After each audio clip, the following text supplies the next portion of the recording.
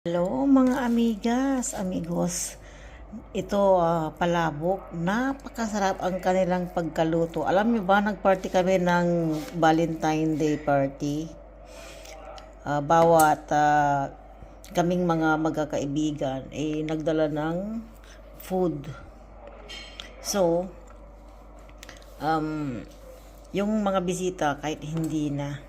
So ito, dala ng aking kaibigan na palabok. Napakasarap po. At ubi ang kanyang dala. Palabok at ubi.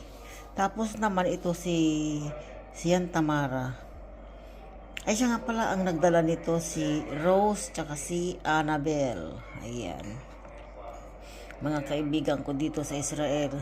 Ito naman, sobrang nagpakahirap yung si Miss Sian Tamara na nagprito. So sobrang sarap po kung ano pa yan, pinakuluan sa gatas, tinimplahan at ayun, tapos nilubog na sa pang crunchy.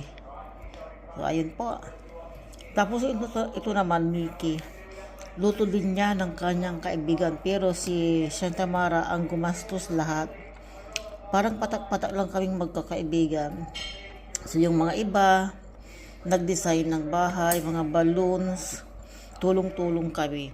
So ayan po, napakasarap po mga amigas, amigos, ang aking Sharon. Ayan iririhit ko na lang this morning. Ang sarap nito, di ba, sa umaga. Ayan po, ang sarap ng kanyang manok. Tapos ito namang palabok. OMG, gutom na ako pagising ko ng 10. Nagising ako ngayon is 10 a.m. So ayan, kumain na po tayo dahil nangangalam na yung tiyan ko. Dahil kagabi hindi ako nakakain, sobra. Ang daming sahog, ang daming hipon, tapos itong liver, tapos may fishbowl pa. So, ayan po. Sana po inyong magustuhan ang aking balot.